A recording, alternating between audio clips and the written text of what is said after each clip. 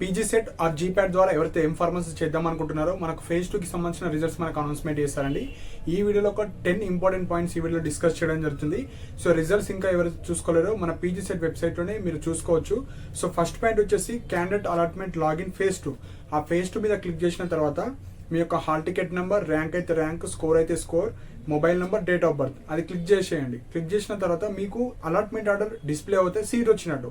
Allotment order అక్కడ display కాకపోతే and seat not allotted అని పడితే మీకు ఫేజ్ 2లో సీట్ రానట్టు. సో అలాంటి క్యాండిడేట్స్ అందరికీ మీకు ఫేజ్ 2లో అయితే సీట్ రానట్టు అండి. సో ఫేజ్ 3 ఉంటుందా లేకుంటే స్పాట్ అడ్మిషన్స్ ఉంటాయా వాటి గురించి అయితే డీటెయిల్గా ఎక్స్ప్లెయిన్ చేస్తాను. సో ఇక్కడ ఓన్లీ 2 టైప్ ఆఫ్ కేటగిరీ స్టూడెంట్సే ఉంటారు, సీట్ నాట్ అలాటెడ్ వాళ్ళు, సీట్ అలాటెడ్ వాళ్ళు. సో ఇప్పుడు థర్డ్ పాయింట్ వచ్చేసి మనకు సీట్ నాట్ అలాటెడ్ వాళ్ళకు మోస్ట్లీ స్పాట్ అడ్మిషన్స్ మాత్రమే ఉంటాయి. సో స్పాట్ అడ్మిషన్స్ అంటే మీకు ఈ ఫేజ్ 2 తర్వాత ఒక 1 or 10 days తర్వాత మళ్ళీ అదే వెబ్సైట్లో స్పాట్ అడ్మిషన్స్కి సంబంధించిన డీటెయిల్ నోటిఫికేషన్ వస్తుంది. ఎక్సెప్ట్ గవర్నమెంట్ యూనివర్సిటీస్ తప్ప మిగతా ప్రైవేట్ కాలేజ్లో మీకు నచ్చిన కాలేజీలో వెళ్ళి అడ్మిషన్ అయితే తీసుకోవచ్చు. ఒక డిసడ్వాంటేజ్ ఏంటంటే స్పాట్ అడ్మిషన్స్లో మీకు ఫీజు రీఎంబర్స్మెంట్ రాదు, కంప్లీట్గా మీరే అమౌంట్ అయితే పే చేసుకోవాలి. మీకు నచ్చిన కాలేజీలో వెళ్ళాలి. ఆ కాలేజీలో కూడా ఎన్ని వేకెన్సీస్ ఉన్నాయి, ప్రతి కేటగిరీలో ఎంత ఉన్నది, ఆ డీటెయిల్డ్ PDF కూడా మన పీజీ సెట్ వెబ్సైట్లోనే అప్డేట్ చేస్తారు. అది ఒక 15 days అయితే టైం పట్టచ్చు. సీట్ అలాటెడ్ వాళ్ళు, సో ఇక్కడ సీట్ అలాటెడ్ వాళ్ళు కూడా 2 types ఉంటారు. ఒకటి ఫేజ్ 1లో ఏ కాలేజ్ అయితే ఉందో అదే ఫేజ్ 2లో కూడా సేమ్ ఉంటుంది. సో అలాంటి వాళ్ళకు మీరు ఏవైతే వెబ్ ఆప్షన్స్ పెట్టారో మీ ర్యాంక్, కేటగిరీ, మీరు ఎన్ని కాలేజెస్ అయితే పెట్టారో ఆ కాలేజెస్లో మీకన్నా టాపర్స్ ఉండడం వల్ల మీకు ప్రీవియస్ కాలేజ్ వస్తుంది. సో ఫేజ్ 1లో ఏది ఉంటుందో ఫేజ్ 2లో అదే ఉంటే ఆ కాలేజ్కి వెళ్ళాలి. Suppose phase 1 to phase 2 college change అయితే మీకు ఫేజ్ 1లో ఉన్న కాలేజ్ ఆటోమేటిక్గా డిలీట్ అయిపోయినట్టు. ఇప్పుడు కొత్త కాలేజ్ ఏదైతే ఉందో అదే కాలేజీలో వెళ్ళాలి.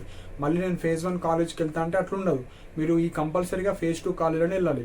సో ఫేజ్ 2 కాలేజ్లో కాలేజ్ చూసుకోండి, కోర్సు చూసుకోండి, నెక్స్ట్ ఫీజు ఎంత పే చేయాలి. సో కొత్తగా సీట్ వచ్చిన వాళ్ళు ఫేజ్ 1లో రాకుండా ఫేజ్ 2లో కాలేజ్ వచ్చిన వాళ్ళు మీకు పింక్ కలర్ కోర్స్ ఫీజు ఉంటుంది, గ్రీన్ ఫండ్ ఉంటుంది, దాని కింద total fee to be paid ఎంతైతే పింక్ కలర్లో ఉంటుందో ఆ అమౌంట్ కంప్లీట్గా పే చేయాలి. అండ్ కొంతమందికి phase 1 to phase 2 college change అయితే సపోజ్ ఫస్ట్ కాలేజ్లో ఎక్కువ ఫీజు ఉండి ఇప్పుడు తక్కువ ఫీజు ఉన్న కాలేజ్ వస్తే మైనస్ అని పడుతుంది. సపోజ్ మీకు ఫస్ట్ కాలేజ్లో తక్కువ ఫీ ఉండి ఇప్పుడు ఎక్కువ ఫీ ఉన్న కాలేజ్ వస్తే ఎక్స్ట్రా అమౌంట్ ఏదైతే ఉందో అది పే చేసుకోవాలి. సో మైనస్ అమౌంట్ ఏదైతే ఉంటుందో అది మీకు రీఫండ్ అవుతుంది. సో రీఫండ్ ఏ విధంగా చేసుకోవాలంటే మనకి పీజీ సెట్ వెబ్సైట్లోనే రీఫండ్ ఫార్మేట్ అనేది ఒకటి ఉంటుంది, అది డౌన్లోడ్ చేసుకోవాలి. అది ఫిల్ చేసి మీ అలాట్మెంట్ ఆర్డర్, మీ పాస్బుక్, మీ హాల్ టికెట్ నెంబర్, అక్కడ అటాచ్మెంట్లో కొన్ని డాక్యుమెంట్స్ ఉంటాయి, ఆ డాక్యుమెంట్స్ అన్ని అటాచ్ చేసి 2 waysగా మనం పంపచ్చు. ఒకటి మనకు పీజీ సెట్ ఆఫీస్కి వెళ్ళాలి, లేదు అంటే పోస్ట్ ఆఫీస్ ద్వారా కూడా మీరైతే స్పీడ్ పోస్ట్ చేయొచ్చు. సో ఈ 2 waysలో మీరైతే చేసుకోవచ్చు. So phase 1 to phase 2 change అయిన వాళ్ళు మ్యాండేటరీగా ఫేజ్ 2 కాలేజీలోనే వెళ్ళాలి.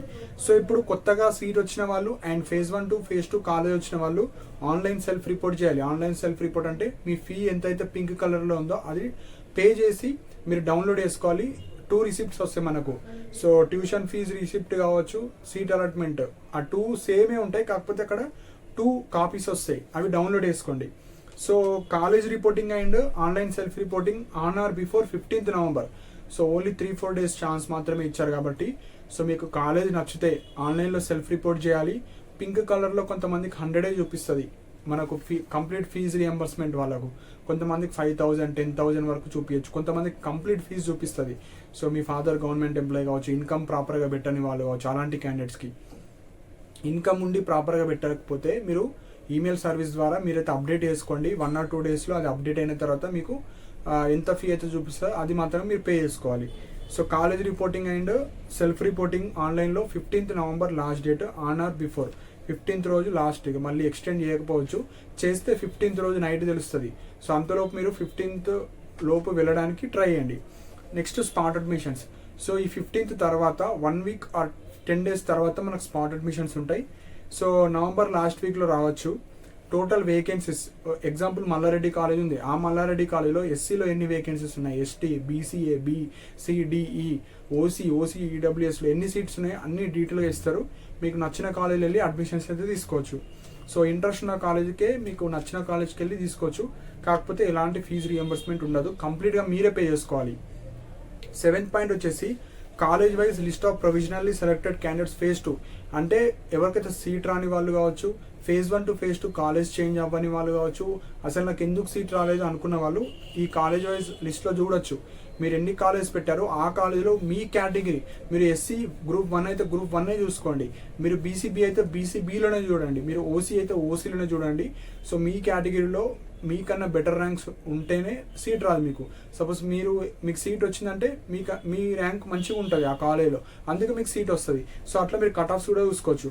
అండ్ ఎవరైతే ఫ్రెష్గా కాలేజ్ సీట్ వచ్చిన వాళ్ళు and phase 1 to phase 2 college వచ్చిన వాళ్ళు, మీరు ఈ పింక్ కలర్లో అమౌంట్తో పాటు ఒక 5,000 to 10,000 ఆర్ 3,000 to 10,000 మధ్యలో ఆ అమౌంట్ కూడా తీసుకెళ్ళాలి. డెవలప్మెంట్ ఫీజ్ అని, మిస్లేనియస్ ఫీజ్ అని, అడ్మిషన్ ఫీ అని.